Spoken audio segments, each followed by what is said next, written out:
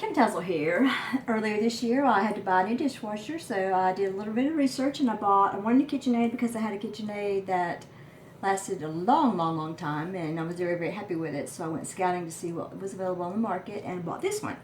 I have a part 1 video up. I'll link at the end of this one so you can see the overall features of the dishwasher. This one's just going to do a follow-up to see if I'm still happy about 6 or 7 months later.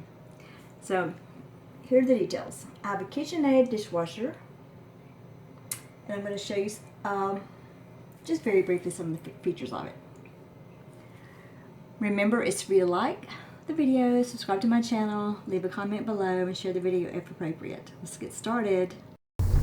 It has a stainless steel front and LED lighted control panel on the front. The interior has 4 water spouts, which I wanted. It has 2 roll-out trays. It has a utility tray for equipment and things like that, and the back one has a sliding thing that closes it up. It's made or assembled in America, which was also important to me. I've had the dishwasher for a couple of months now. It seems to use a lot of the Cascade rinse care. I put the dates on there when I filled it up. I filled it when I originally got it on July the 28th.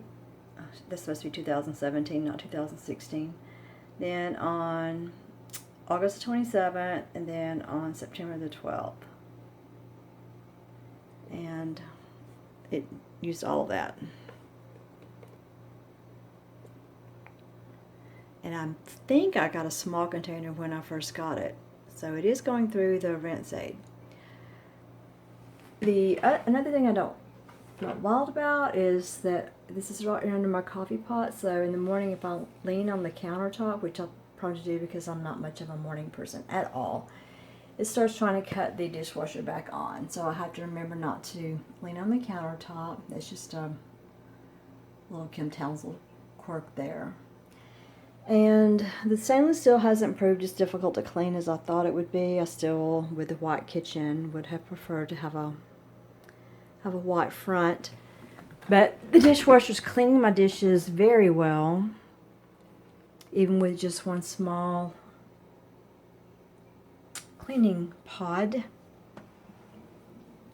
And typically what I've been doing is I'll use the normal cycle because I don't have that many dishes each day. I do run it every day no matter what.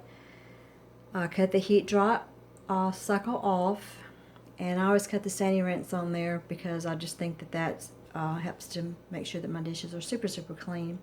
So I've never run the heat cycle on the dishwasher. That helps me to save on my power bill cost, and if there's any food that's left on the dishes, then it doesn't get baked on there. And to be honest, I've had very little that didn't get clean from this dishwasher. Then another feature that I've noticed, I have a lot of like little plastic lids and funnels and things like that because I use a lot of protein drinks and BCAAs. The other dishwasher, the water coming out was of such a force, I guess. It knocked the things around, sometimes turned them upside down. This dishwasher has a very gentle flow of water. It uses less water, but takes longer to use that water to clean the dishes. And things don't get knocked around, like nothing gets turned upside down, which I really like because I didn't like coming in here finding like small containers or whatnot flipped upside down. So I don't have to secure them.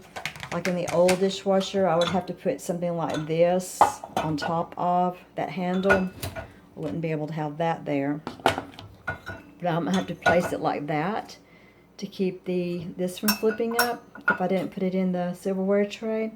But I no longer have to do that. Oh, my timer's going off. My soup is ready. I just checked. I found the small container that came with the dishwasher when I purchased it. So I actually started using the large container that I previously showed in this dishwasher. So about 3 months for that size of container. And then this one I'll use the next time. This one's, 2 ounces that came with the dishwasher. The one that I had on hand was 30 ounces, so I don't think that small container is going to even fill it up. It probably would just give me a few washes, actually. Something I'm not very happy about, it has this little booklet about key usage tips, and it tells you that it has a filtration system with an upper filter and a lower filter. And I can see those in there, and I've tried to take them out. They don't intuitively come out. I pulled this out to see if it would tell me with clear directions about how to remove this filter, and it does not. Now I'm going to have to get on YouTube and or the internet to see how to safely remove this. If I break it, I'm going to be very upset. I can see these pieces.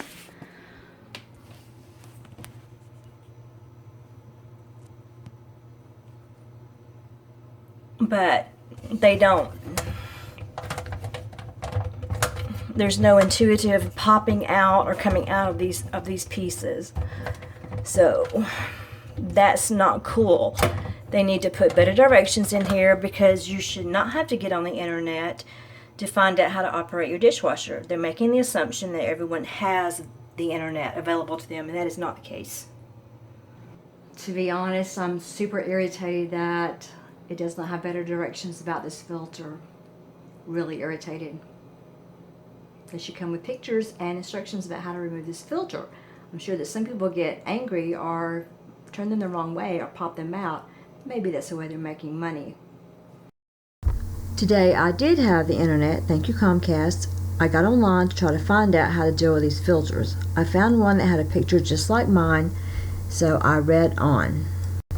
Here's an interesting set of information. It tells you that the filter may need to be cleaned when you can see stuff on the upper filter assembly, or the cleaning performance starts becoming poor, or your dishes feel gritty when you touch them. It also has a recommended time interval to clean the filter. So depending on how many loads you do per week, it's going to tell you if you wash your dishes before you load them, if you wipe them off, depending on how frequently you wash your dishes and how clean they are before you put them in, that dictates how frequently you should clean your filter. Again, I think information like that should be included in the booklet that comes with the dishwasher, not living on the internet. Here are photos showing you how to do it. The top one turns a quarter turn counterclockwise, and then you lift the bottom part out. Let me show you how I did mine. I finally got this out. I thought I was going to break it. The instructions say you're supposed to twist it a quarter turn counterclockwise and lift it out, and it does need to be cleaned. We have really hard water here, so I'm going to have to spray some vinegar on this, I do believe, to get it clean. And there's some residue down in the bottom. And then this is supposed to lift out. And that one appears to be okay, but I'm going to wipe that out down in there and replace it. Here's a little bit closer view of what that filter looks like. That's the clean side. That's the dirty side. So I can see where if you use a dishwasher a lot and didn't clean this, I've had it since May, that it would make a big difference on your dishes. I'm thinking that's mostly lime deposits. As I said, we have super hard water here.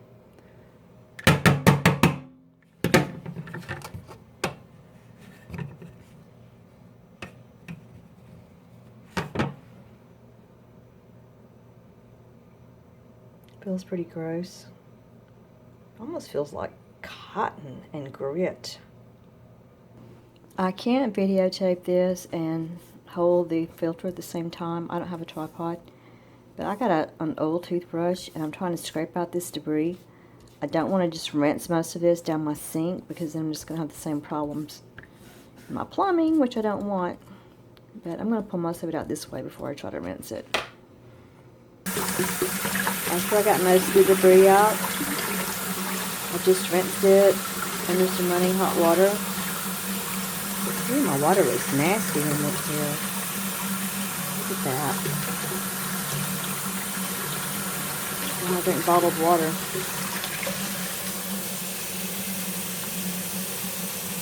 So it's clean now. Put it back in. This part didn't seem to be too dirty. I'm going to rinse it off anyway, just with some hot water, and pop it back in. My plan was to get a paper towel and just to dip that out, but when I did that, it's full of water. It's full of that much water. I'm not that motivated to get it out. So, ugh.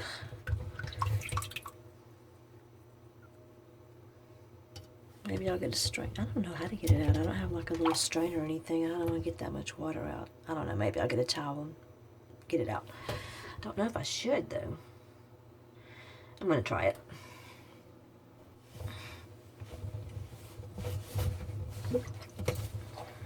That's a lot of water.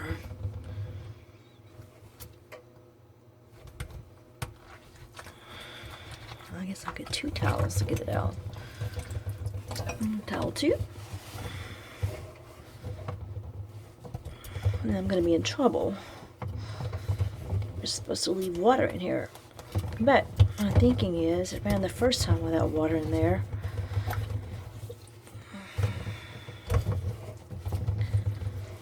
I don't even know if this is going to get it all or not.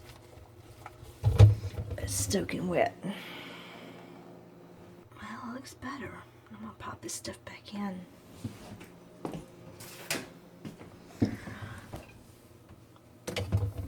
This one goes back in first, I guess.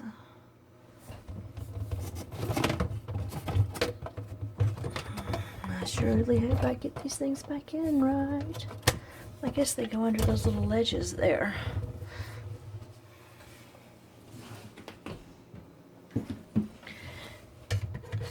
And just a reminder, I really had to work to get this thing out. I don't know if it was because of the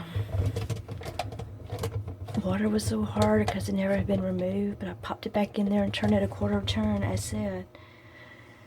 It seems to be secure, so I'm going to run it tonight and see. I guess that's how you change the filter in this KitchenAid dishwasher. Hope so. Just be sure to fill the rinse aid container. I do that once a month. I usually do it at the first of the month. This happens to be the little container, the sample container that came with the dishwasher. I had some left over from my previous dishwasher, and I used that up. And that's all you do on that, and just close it up. One thing I'm not really confident about is this little closure here. It just feels kind of flimsy. So I'm thinking that when this little latch breaks, that I'm just going to have to put the pot in there and it's just going to fall in. So I hope it falls in at the right time. Other than that, the dishwasher runs fine.